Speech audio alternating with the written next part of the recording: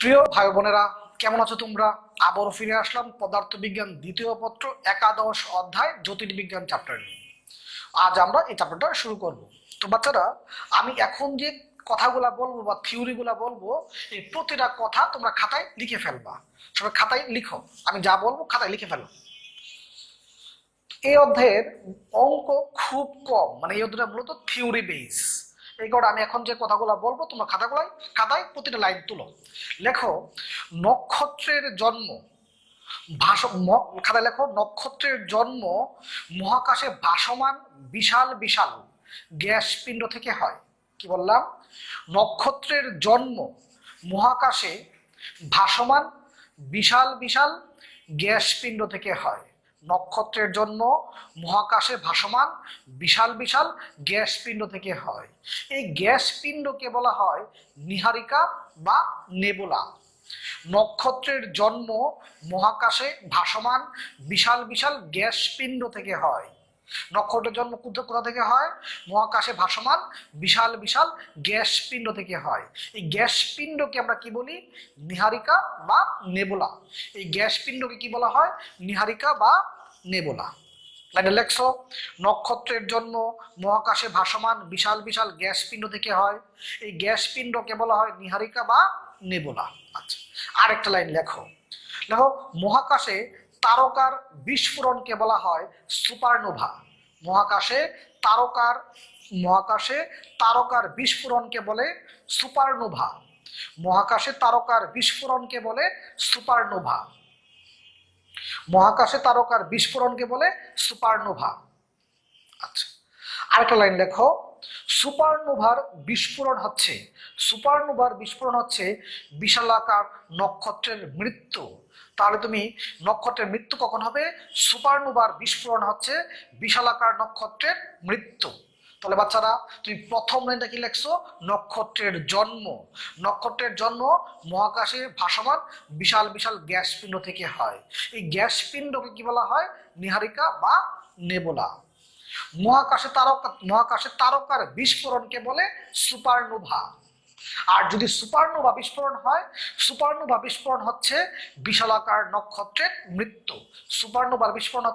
বিশালাকার নক্ষত্রের মৃত্যু। আরেকটা লাইন লেখো। আকাশ গঙ্গা নামক ছায়াপথে আমরা বাস করি। আকাশ গঙ্গা নামক ছায়াপথে আমরা বাস করি।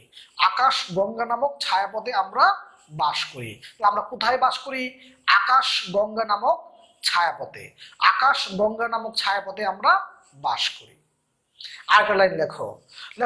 ছায়াপথে প্রায় 10⁻11 সংখ্যক ছায়াপথে প্রায় 10⁻11 সংখ্যক নক্ষত্র রয়েছে। ছায়াপথে প্রায় 10⁻11 সংখ্যক নক্ষত্র রয়েছে। লেখো সবাই। আরেকটা লেখো ডার্ক ম্যাটার বা অদৃশ্য বস্তুর ভর দৃশ্যমান ভরের প্রায় 10 গুণ। ডার্ক ম্যাটার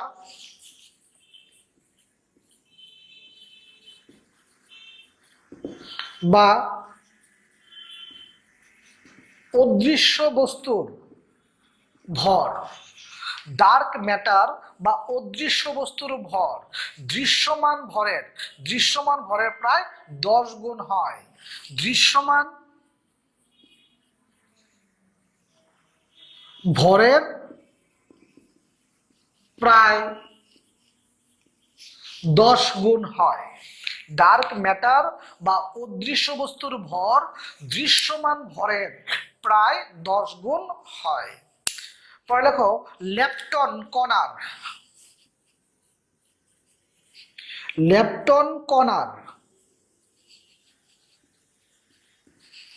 লেখো লেপটন কণার স্পিন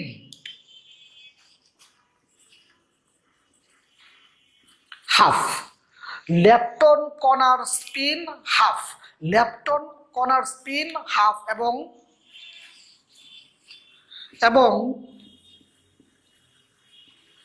জীবনকাল অসীম। ল্যাপটন কণার স্পিন হাফ এবং জীবনকাল অসীম। আর হলো মেসন,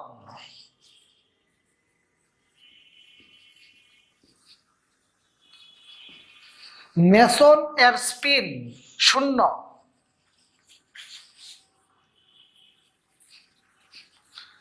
ফুটনের স্পিন 1। ল্যাপটন কণার স্পিন হাফ, মেসনের স্পিন 0, ফুটনের স্পিন 1। তাহলে বাচ্চারা তুমি এখন পর্যন্ত খাতায় কি লেখছো, একদম প্রথম থেকে আমি আবার বলি। তুমি লেখছো নক্ষত্রের জন্ম। নক্ষত্রের জন্ম মহাকাশে ভাসমান বিশাল বিশাল গ্যাস পিণ্ড থেকে হয়। এই গ্যাস পিণ্ডকে আমরা কি বলি? নীহারিকা বা নেবুলা। মহাকাশে তারকার বিস্ফোরণ, মহাকাশের তারকার বিস্ফোরণকে বলে সুপারনোভা। মহাকাশের তারকার বিস্ফোরণকে কি বলে? সুপারনোভা। আর সুপারনোভার বিস্ফোরণ হচ্ছে নক্ষত্রের মৃত্যু।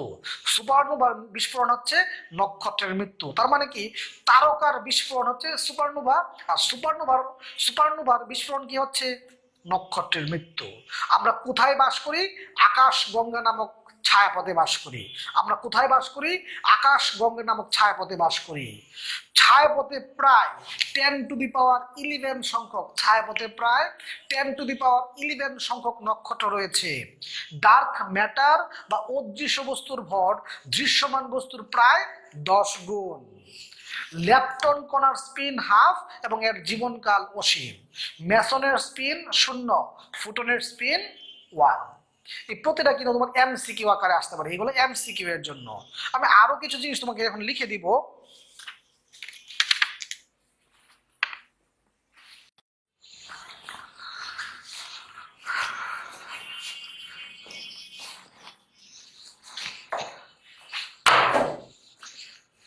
খাতায় তুমি আরো বেশ কয়েকটা লাইন লেখো।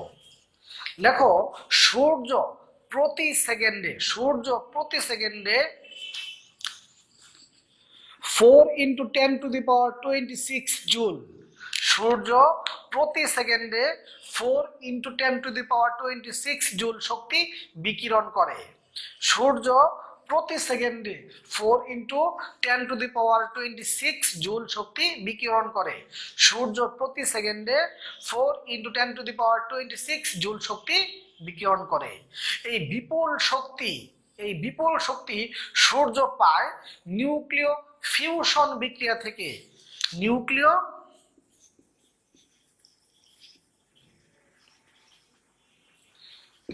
ফিউশন বিক্রিয়া হতে। তাহলে সূর্য প্রতি সেকেন্ডে 4 × 10⁻26 জুল শক্তি বিকিরণ করে।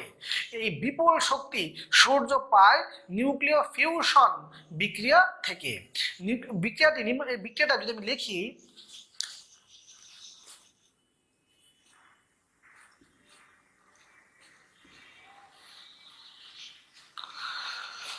বিক্রিয়াটা যদি দেখি 4 চারটা হাইড্রোজেন, হিলিয়াম,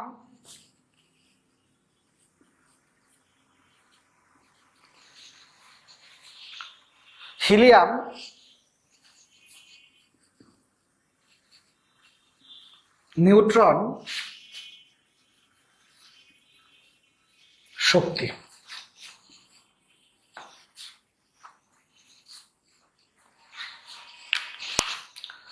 তাহলে সূর্য প্রতি সেকেন্ডে 4 × 10⁻26 জুল শক্তি বিকিরণ করে। এই বিপুল শক্তি সূর্য পায় নিউক্লিয় ফিউশন বিক্রিয়া থেকে। আর বিক্রিয়াটি এটা। তাহলে সূর্য প্রতি সেকেন্ডে 4 × 10⁻26 জুল শক্তি বিকিরণ করে। এই বিপুল শক্তি সূর্য পায় নিউক্লিয় ফিউশন বিক্রিয়া থেকে। বিক্রিয়াটা লিখে দিলাম। আচ্ছা, এরপর তুমি লেখো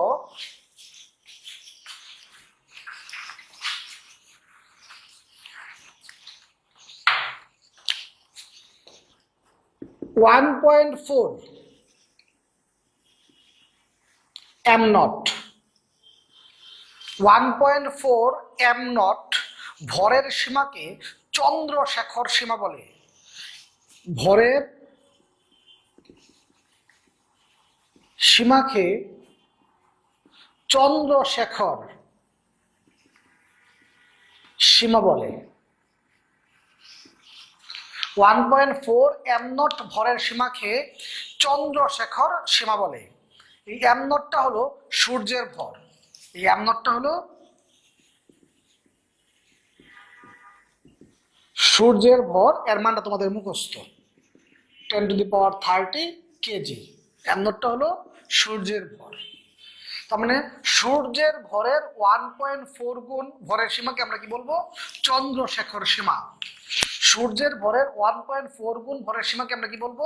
চন্দ্রশেখর সীমা। এর নিচে আরেকটা লিখতে পারো এক লাইন দিয়ে, 1 নাম্বার দিয়ে লেখো, লেখো যে সমস্ত তারকার ভর, যে সমস্ত লেখাতে লেখো যে সমস্ত তারকার ভর সূর্যের ভর অপেক্ষা, যে সমস্ত তারকার ভর সূর্যের ভর অপেক্ষা 1.4 গুণ কম, যে সমস্ত তারকার ভর সূর্যের ভর অপেক্ষা 1.4 গুণ কম সেগুলো শ্বেতবামন, সেগুলো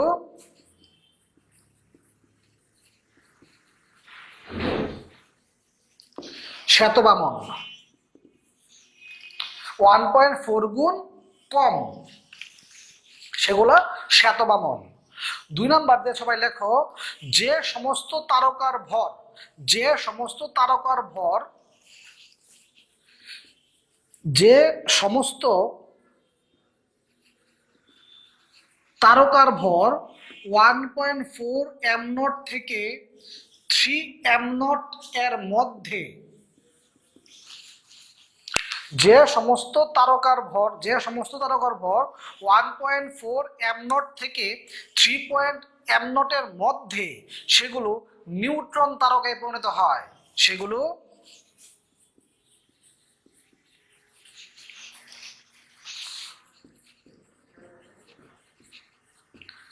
নিউট্রন তারকায় পরিণত হয়, সেগুলো নিউট্রন তারকায় পরিণত হয়। 3 নাম্বারে লেখো যে সমস্ত তারকার ভর 3 এম নট এর বেশি, যে সমস্ত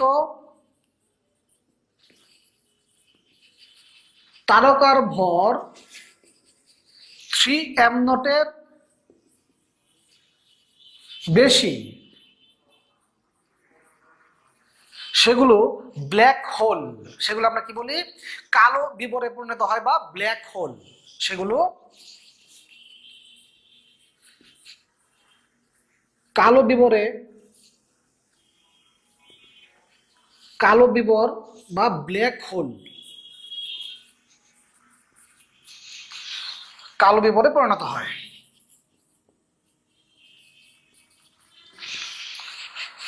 তাহলে বাচ্চারা যে সমস্ত তারক 1.4 এম নট, এই সীমাটাকে কি বলি আমরা? চন্দ্রশেখর সীমা।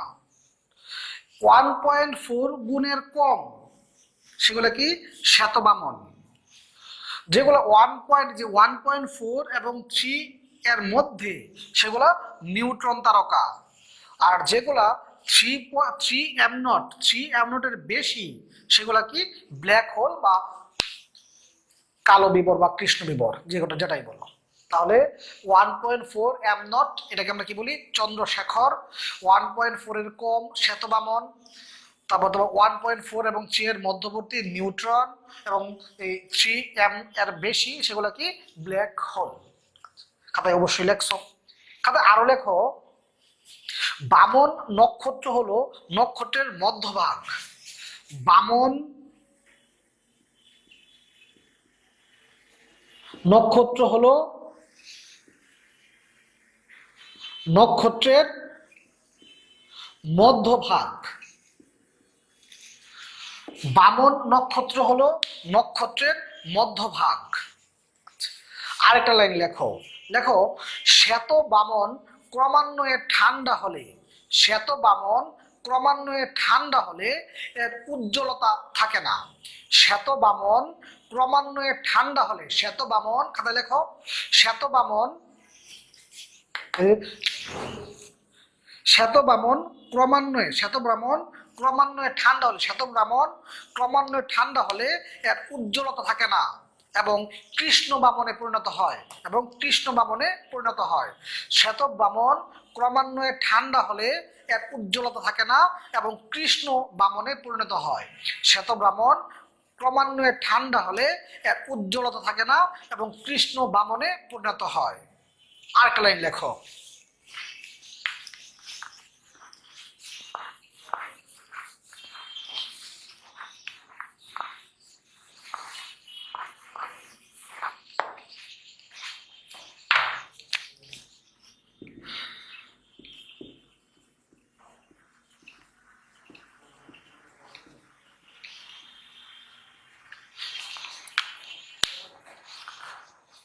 লেখো দিগন্ত ব্যাসার্ধ বা দিগন্তের ব্যাসার্ধ লেখো, হাতে লেখো দিগন্ত ব্যাসার্ধ লেখছো। লেখো বস্তুটি এবং এর আশেপাশে যে অঞ্চল থেকে বস্তুটি বা ও এর আশেপাশে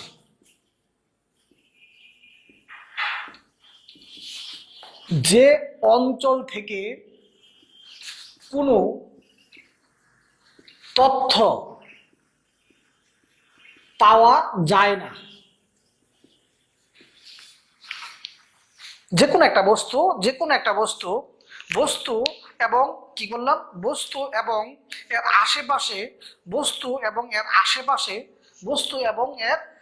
আশেপাশে যে অঞ্চল থেকে কোনো তথ্য পাওয়া যায় না, যেখান থেকে আলো বা কোনো বস্তু বেরিয়ে আসতে পারে না, যেখান থেকে কোনো বস্তু বেরিয়ে আসতে পারে না, যেখান থেকে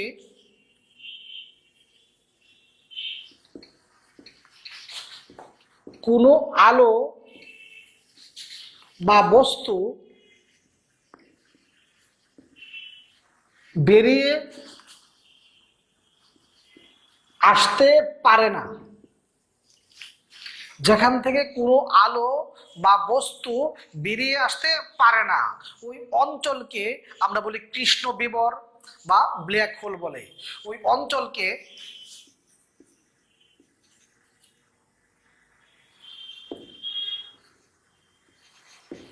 অঞ্চলকে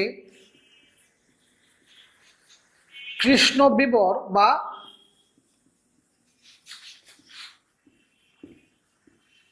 ব্ল্যাক হোল বলে। যে বস্তুটি এবং এর আশেপাশে যে অঞ্চল থেকে কোনো তথ্য পাওয়া যায় না, যেখান থেকে কোনো আলো বা বস্তু বেরিয়ে আসতে পারে না, ওই অঞ্চলটাকে কি বলি আমরা কৃষ্ণ বিবর বা ব্ল্যাক হোল বলে। এই অঞ্চলের সীমাকে বলা হয় ঘটনা দিগন্ত। এই অঞ্চলের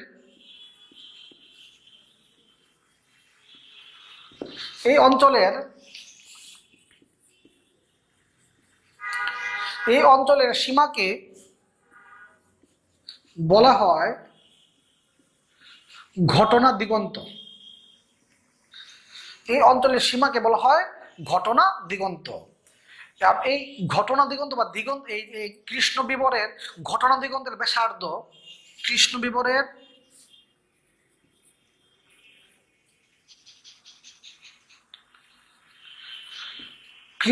বিবরের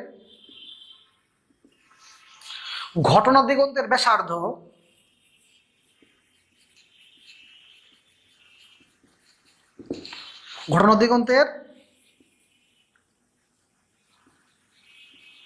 ব্যাসার্ধ এটাকে আবার বলা হয় শোয়ার্জশিল্ড ব্যাসার্ধ।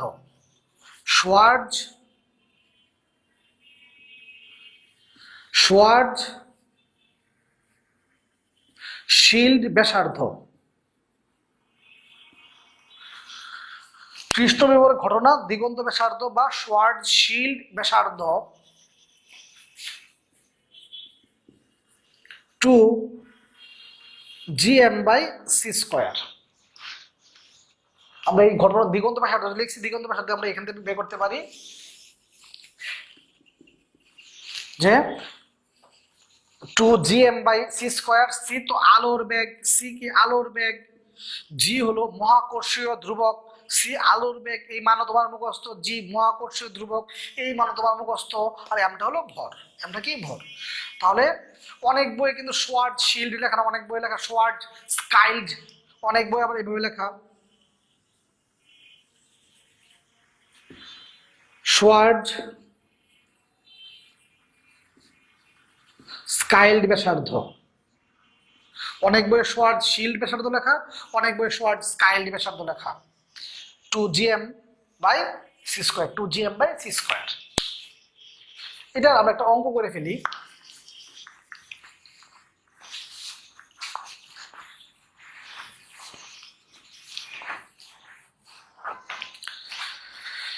এটা যদি আমরা একটা অঙ্ক করে ফেলি,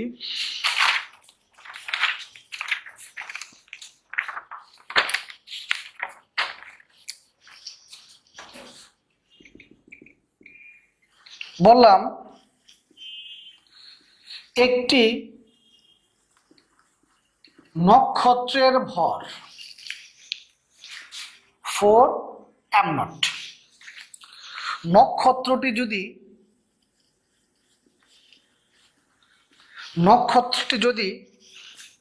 কৃষ্ণ বিবরে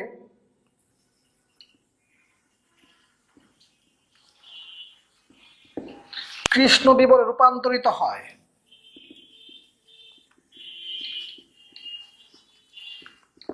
নক্ষত্রটি যদি কৃষ্ণ বিবরে রূপান্তরিত হয়, তবে এর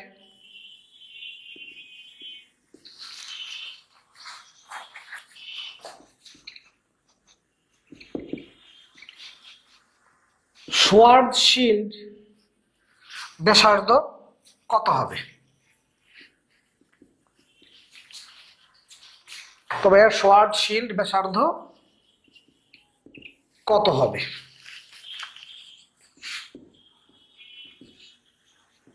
দেয়া আছে ভর 4m0, তুমি জানো এমটা কি সূর্যের ভর, এমটা কি সূর্যের ভর, জি মহাকর্ষীয় ধ্রুবক, সি আলোর বেগ,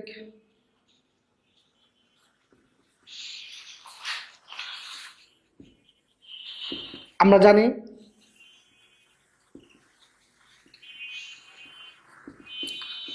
2gm/c², প্রত্যেকটা মান দেয়া আছে।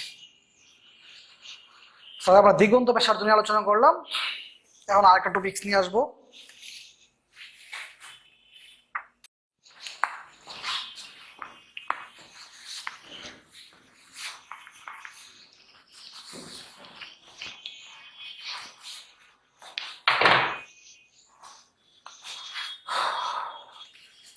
খাতায় আরো কয়েকটা লাইন লিখো।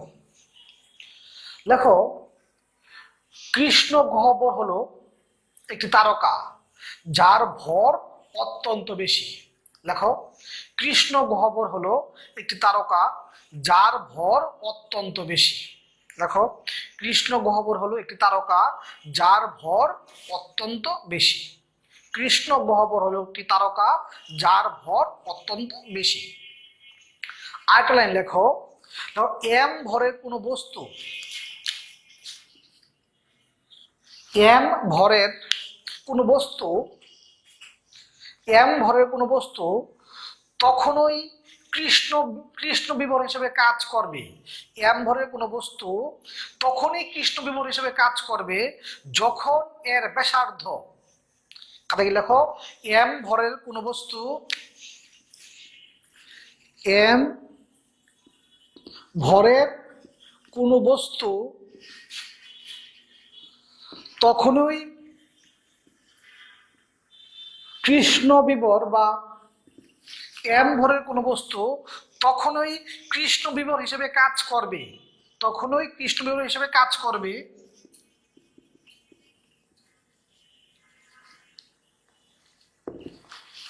যখন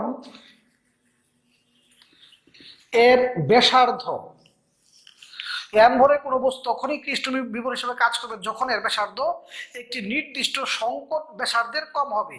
একটি নির্দিষ্ট সংকট ব্যাসার্ধের কম হবে। একটি নির্দিষ্ট সংকট ব্যাসার্ধের কম হবে। একটি নির্দিষ্ট সংকট ব্যাসার্ধের কম হবে। আরেকটা লাইন লিখো, মহাবিশ্ব প্রতিনিয়ত প্রসারিত হচ্ছে। মহাবিশ্ব প্রতিনিয়ত প্রসারিত হচ্ছে। মহাবিশ্ব প্রতিনিয়ত প্রসারিত হচ্ছে। বিষয়টি উপস্থাপন করেন স্টিফেন হকিং। মহাবিশ্ব প্রতিনিয়ত প্রসারিত হচ্ছে। মহাবিশ্ব প্রতিনিয়ত প্রসারিত হচ্ছে। বিষয়টি উপস্থাপন করেন স্টিফেন হকিং। মহাবিশ্ব প্রতিনিয়ত প্রসারিত হচ্ছে। বিষয়টি উপস্থাপন করেন স্টিফেন হকিং। লিখছো? আরেকটা লাইন লেখো, পৃথিবী থেকে সূর্যের দূরত্ব, পৃথিবী থেকে সূর্যের দূরত্ব 1500 কোটি কিলোমিটার। 15 কোটি কিলোমিটার।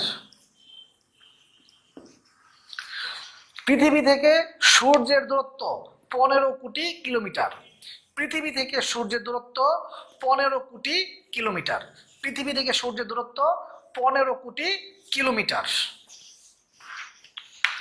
পৃথিবী থেকে সূর্যের দূরত্ব 15 কোটি কিলোমিটার।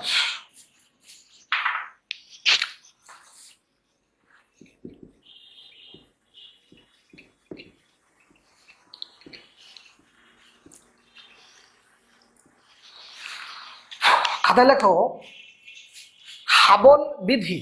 হাবল বিধি 1929 সালে এডউইন হাবল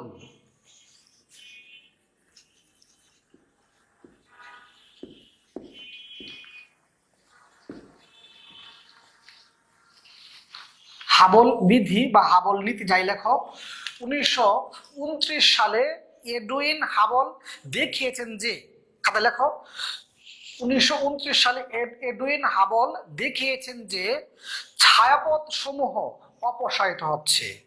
1929 সালে এডউইন হাবল দেখিয়েছেন যে ছায়াপথ সমূহ অপসারিত হচ্ছে।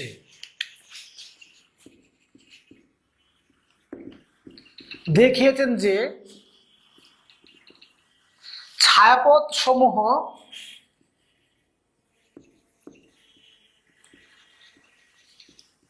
অপসারিত হচ্ছে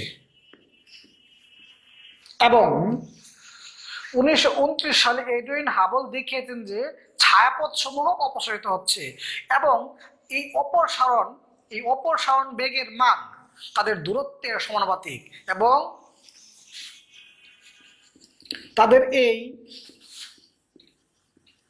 অপসারণ বেগের মান দূরত্বের সমানুপাতিক। দূরত্বের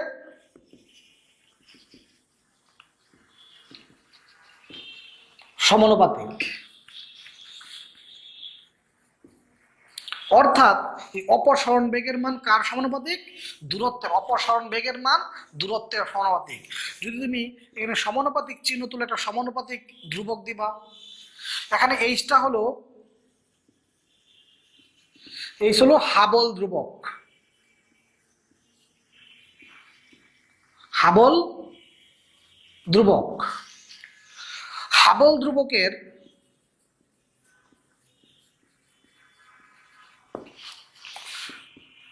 সঠিক মান এখনো পাওয়া সম্ভব হয়নি। এর সম্ভাব্য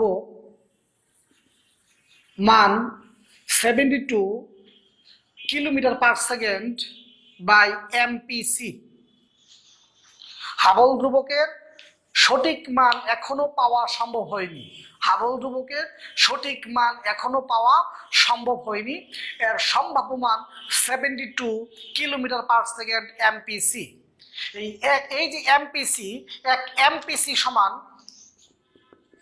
এটা এমসিকিউ আসে, এমপিসি সমান 3.084 10⁻19 কিলোমিটার।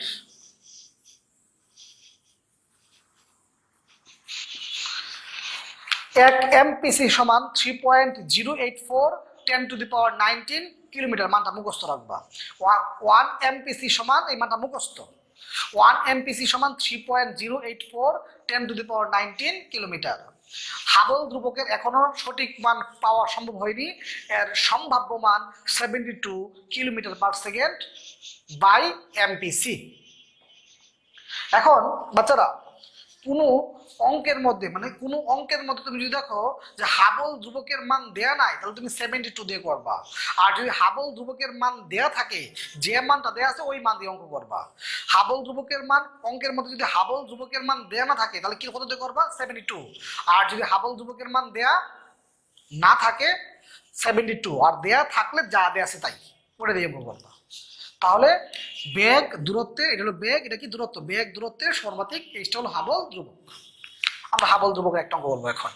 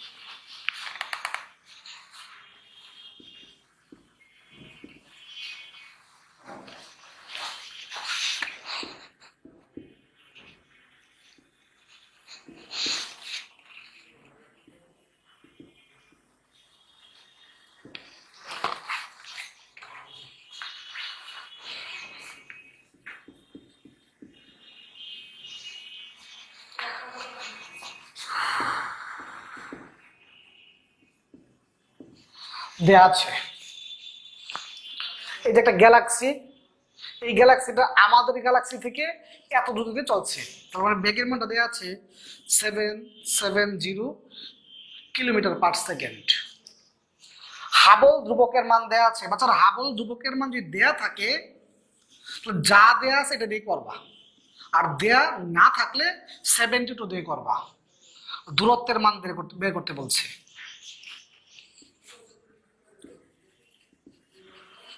আমরা জানি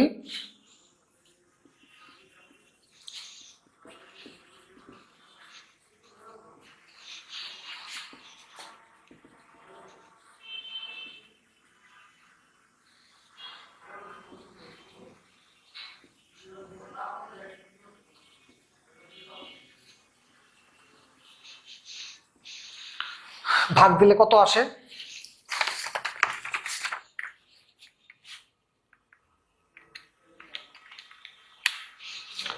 14। তুমি এখানে আনসার রাখতে পারো। আবার তুমি যদি চাও কিলোমিটার নিয়ে যাবা, 1 এমপিসি সমান কত? 3.084 10⁻19 কিলোমিটার। গুণ দিলে যেমনটা আসবে এত কিলোমিটার। চলো হাবল ধ্রুবকের কথাবার্তা। বাচ্চারা এই অধ্যায়টার মধ্যে এই দুইটা অঙ্কই আছে, মানে এই দুই রকম অঙ্কই আছে। একটা হাবল বিধির অঙ্ক, আর একটা হলো তোমার দিগন্ত ব্যাসার্ধ বা শোয়ারচিল্ড ব্যাসার্ধ। এছাড়া বাকি সব থিওরি। এই অধ্যায়ে আর কোনো অঙ্ক নাই, বাকি সব থিওরি। এই অধ্যায়টা মূলত জ্যোতির্বিজ্ঞান চ্যাপ্টারটা মূলত এমসিকিউ এর জন্য ইম্পর্টেন্ট, অঙ্কের জন্য তেমন বেশি ইম্পর্টেন্ট চ্যাপ্টার না এটা, এমসিকিউ এর জন্য। তাহলে এখন আমি মেইন বইটা দাগাই দিব প্রত্যেকটা স্টুডেন্ট। এই অধ্যায়ের অঙ্ক নিয়ে আলোচনা শেষ, কারণ অঙ্ক এই 2 নিয়মের অঙ্ক আছে, আর কোনো অঙ্ক নাই। ঠিক আছে, আমি যে লাইনগুলো তোমার খাতে তুলে দিছি প্রত্যেকটা লাইন সুন্দর করে মুখস্থ করবো, ওই লাইনগুলো কিন্তু এমসিকিউ আকারে আসে। আর এই দুইটা অঙ্কই মানে 2 রকম নিয়মের অঙ্কই, এই দুইটা অঙ্ক বুঝলে মূলত এই 2 রকম অঙ্কের পরীক্ষায় পারা যায়। সাধারণত এই অধ্যায়টা অঙ্কের জন্য তেমন বেশি ইম্পর্টেন্ট না, এমসিকিউ এর জন্য ইম্পর্টেন্ট। আমি এমসিকিউ এর জন্য মেইন বইটা এখন দাগাই দিব। প্রত্যেকে মেইন বইটা বের করো, আমি এখন মেইন বই দাগাই দিব। টেক্সট বুক আমির হোসেন স্যারের বই জ্যোতির্বিজ্ঞান চ্যাপ্টারটা বের করো। টেক্সট বুক আমির হোসেন স্যারের বই জ্যোতির্বিজ্ঞান বের করো। কোন এডিশনের বই তেমন ফ্যাক্টর না, কারণ আমি যে লাইনগুলো দাগাই দিব প্রত্যেক এডিশনের বই আছে, আগে পরে আছে, তুমি একটু খেয়াল করলে দাগাইতে পারবা। তো এডিশন কোনো ফ্যাক্টর না, তোমার বইটা বের করো, তোমার যে এডিশনের বইটা আছে ওইটাই বের করো। দেখো, জ্যোতির্বিজ্ঞান মহাবিশ্ব সৃষ্টির রহস্য, এনে একটা লাইন দাগাও। মহাবিশ্ব সৃষ্টি সংক্রান্ত বিজ্ঞান হলো বিশ্ব সৃষ্টি তত্ত্ব বা কসমোলজি। এগুলো দেখা দেখো, মহাবিশ্ব সৃষ্টি সংক্রান্ত বিজ্ঞান হলো বিশ্ব সৃষ্টি তত্ত্ব বা কসমোলজি।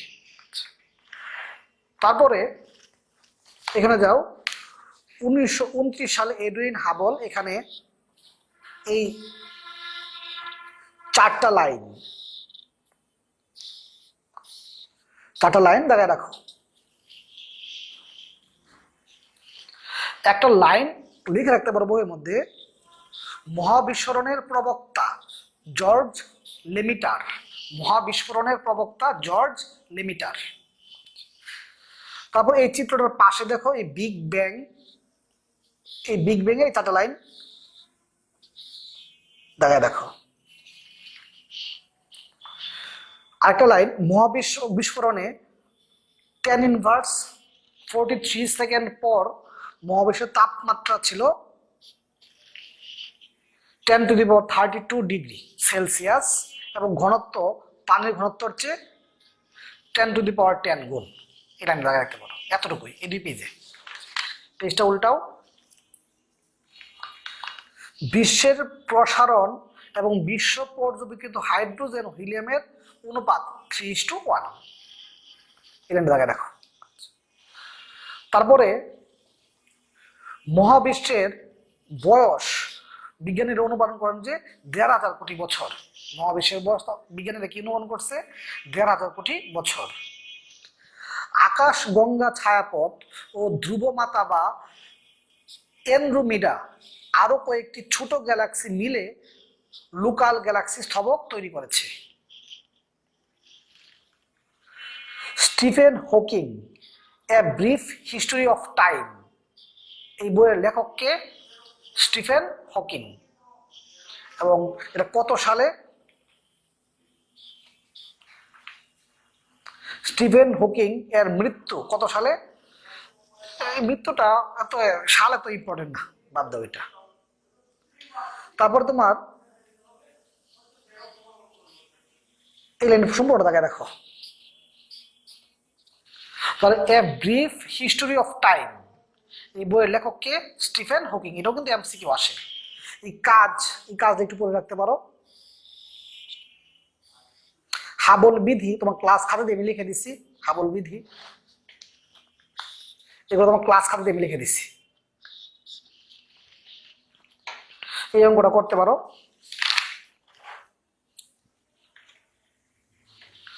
মহাবিশ্বের পরিণতি নিয়ে 3টি মত আছে: আবদ্ধ মহাবিশ্ব, উন্মুক্ত মহাবিশ্ব, সমতল মহাবিশ্ব।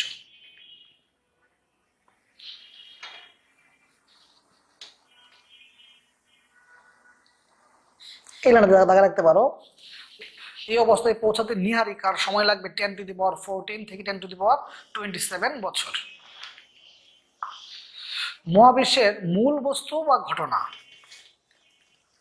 মহাবিশ্বে অসংখ্য জ্বলন্ত গ্যাস পিণ্ড রয়েছে, অবস্থান করছে, যেমন সূর্য, নক্ষত্র, গ্রহ, উপগ্রহ। এদের নাম জ্যোতিষ্ক। এদের নাম জ্যোতিষ্ক। এই মহাবিশ্বের মৌলিক উপাদান হলো তিনটি। এই মহাবিশ্বের মৌলিক উপাদান কয়টি? তিনটি: সৌরজগৎ, নক্ষত্রপুঞ্জ, গ্যালাক্সি। সৌরজগৎ চারটি উপগ্রহ, এখানে দেখায় দেখো, চারটি উপগ্রহ সূর্যকে কেন্দ্র করে উপবৃত্তাকার পথে চারটি গ্রহ, আবার গ্রহকে কেন্দ্র করে উপগ্রহ। মানে এগুলা সূর্যকে কেন্দ্র করে কয়টি উপগ্রহ করছে? চারটি গ্রহ। ধূমকেতুটা পানি, মিথেন, অ্যামোনিয়া গ্যাস। ধূমকেতু কি পানি, মিথেন, অ্যামোনিয়া গ্যাস কোন নিরেট ক্ষুদ্র শিলাখণ্ডের উপর জমে তৈরি হয় ধূমকেতু।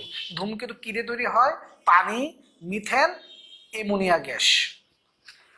76 বছর পর এদের একবার দেখা যায়। 76 বছর পর এদের ধূমকেতু দেখা যায়।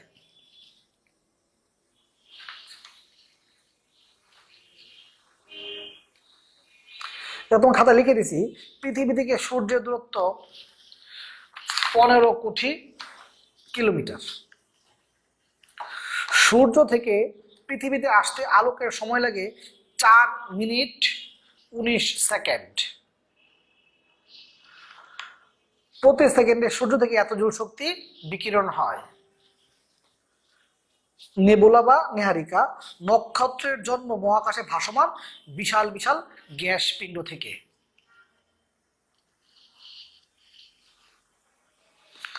50 থেকে 75% হাইড্রোজেন, 20 থেকে 45% হিলিয়াম, বাকি 5% অন্যান্য মৌলিক পদার্থ দিয়ে তৈরি।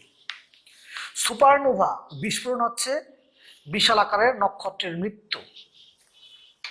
মহাকর্ষ বলের প্রভাবে গ্যাসীয় পদার্থের গ্যালাক্সি দেখায় রাখো। ছায়াপথে প্রায় 10⁻11 সংখ্যক নক্ষত্র রয়েছে। গ্যালাক্সিতে অদৃশ্য ভরের পরিমাণ দৃশ্যমান ভরের 10 গুণ। মৌলিক কণা 3 প্রকার: ক্ষেত্রকণা, ল্যাপটন কণা, হ্যাড্রন কণা। ক্ষেত্রকণা ফুটন, গ্যাস, বুসন, গ্রাভিটন নামক কণার সমন্বয়ে গঠিত। ল্যাপটন কণার স্পিন হাফ, এর জীবনকাল অসীম। ল্যাপটন কণা আবার 3 ধরনের: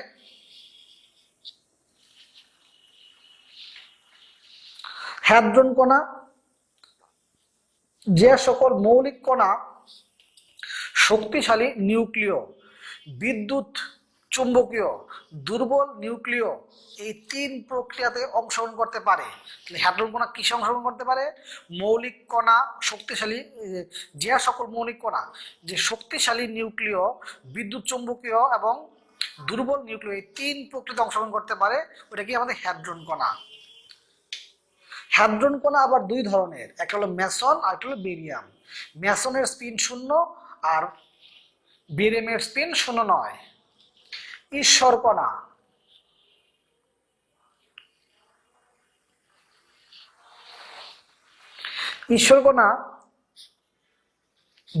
হিগস বুসনি ঈশ্বর কণা বা গডস পার্টিকেল নামে পরিচিত। এটা দেখা রাখতে পারো, ঈশ্বর কণা লাইনটা দেখা রাখতে পারো, ঈশ্বর কণা একটু রিডিংও পড়তে পারো। কোয়ার্ক, সকল কোয়ার্কই ফার্মিয়ন যাদের স্পিন হাফ 3/2 এরকম, এটা দেখা রাখতে পারো। নক্ষত্রের জীবন কাহিনী বা নক্ষত্রের জন্ম, এই সম্পূর্ণটা রিডিং পড়বা। নক্ষত্রের জন্ম, এই সম্পূর্ণটা রিডিং পড়বা। নক্ষত্রের জন্য সম্পূর্ণ রিডিং পড়বা। সূর্যের উৎসের শক্তি, এগুলো তোমার খাতায় লিখে দিছি। সৌর উজ্জ্বলের গাণিতিক ইকুয়েশন মনে রাখতে পারো, আর এরকম করে একটু দেখতে পারো। নক্ষত্রের মৃত্যু এই সম্পূর্ণ অংশটুকু রিডিং করবা। তার মানে তুমি নক্ষত্রের জন্ম এই সবটা রিডিং করতেছো এবং নক্ষত্রের মৃত্যু এই সবটা রিডিং করতেছো। এখানে মোটা করে লেখা আছে নক্ষত্রের মৃত্যুর মধ্যে, এখানে মোটা করে লেখা আছে দেখো, সূর্যের ভরের তুলনায়, এই লাইনগুলা লাগা রাখতে পারো। Black hole 25 kilometre, black hole 25 kilometre. আর এই কথাগুলো তোমার খাতায় আমি লিখে দিচ্ছি, এই কথাগুলো তোমার খাতায় আমি লিখে দিচ্ছি। 1.4 m নট ভরের সীমাকে চন্দ্রশকর সীমা বলে খাতায় লেখা আছে। খাতায় তোমাকে এতটুকু অংশ খাতায় লিখে দিচ্ছি আমি।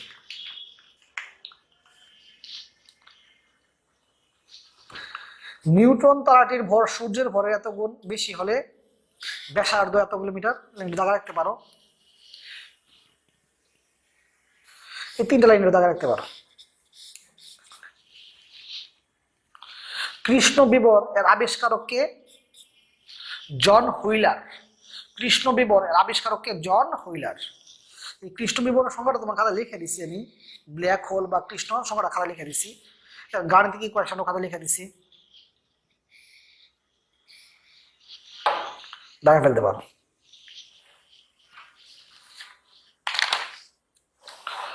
অপটিক্যাল টেলিস্কোপ, এখানে 3টে লাইন দাগা রাখতে পারো। Optical telescope.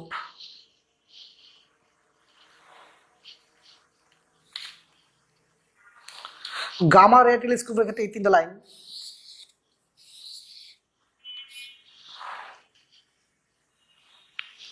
এক্স রে টেলিস্কোপের শুধুমাত্র এই প্রথম লাইনটা। বঙ্গবন্ধু স্যাটেলাইট এই সম্বন্ধে তোমার ফিজিক্স বই, এই ফিজিক্স বইটা এই এডিশনের বইয়ের মধ্যে কিছু লেখা নাই, কিন্তু বঙ্গবন্ধু স্যাটেলাইট থেকে কিন্তু এমসিকিউ আসতে পারে পরীক্ষায়। বঙ্গবন্ধু স্যাটেলাইট থেকে এমসিকিউ আসতে পারে। এই বঙ্গবন্ধু স্যাটেলাইট থেকে তথ্য তুমি যতটুকু জানতে পারো ততটুকু জেনে রাখবা, কারণ বঙ্গবন্ধু স্যাটেলাইট থেকে কিন্তু এমসিকিউ আসার সম্ভাবনা অনেক বেশি। বঙ্গবন্ধু স্যাটেলাইট এটা এই এডিশনের বইটার মধ্যে নাই, বা বইয়ের মধ্যে এখনো দেয় নাই, কিন্তু বঙ্গবন্ধু স্যাটেলাইট থেকে কিন্তু এমসিকিউ আসার সম্ভাবনা অনেক বেশি।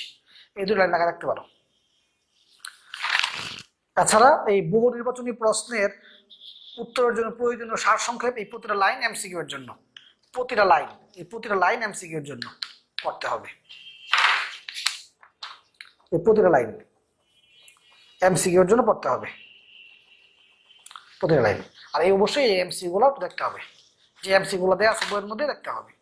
বাচ্চারা এই জ্যোতির্বিজ্ঞান চ্যাপ্টারটা এক ক্লাসেই শেষ হয়ে গেল, কারণ এই অধ্যায়টা অঙ্ক মাত্র 2টা, একটা হাবল বিধি আর একটা হলো শর্টশিল্ড ব্যাসার্ধ, এই 2টা অঙ্কই। এছাড়া কোনো এই অধ্যায় কোনো অঙ্ক নাই, তুমি দেখলাই। এছাড়া এই অধ্যায়টা এমসিকিউ এর জন্য ইম্পর্টেন্ট, এই কারণে এই অধ্যায়টা আমি মেইন বইটা দাগাই দিলাম। প্রত্যেকে এই অধ্যায়টা সুন্দর করে শেষ করে ফেলবা। জ্যোতির্বিজ্ঞান চ্যাপ্টারটা ক্লোজ হয়ে গেল। এই অধ্যায়টা তোমাকে গুছাইতে হবে, যেগুলো আমি লাইন তোমার খাতায় লিখে দিচ্ছি প্রত্যেক লাইন পড়তে হবে, এবং মেইন বইটা আমি যে লাইনগুলো দাগাই দিচ্ছি এই লাইনগুলো একটু সুন্দর করে পড়বা। নক্ষত্রের জন্ম এবং নক্ষত্রের মৃত্যু এই 2টা টপিক অবশ্যই রিডিং পড়ো বাসায়। তাহলে জ্যোতির্বিজ্ঞান চ্যাপ্টারটা ক্লোজ হয়ে গেল। আজকে এতটুকুই। ভালো থাকো, সুস্থ থাকো।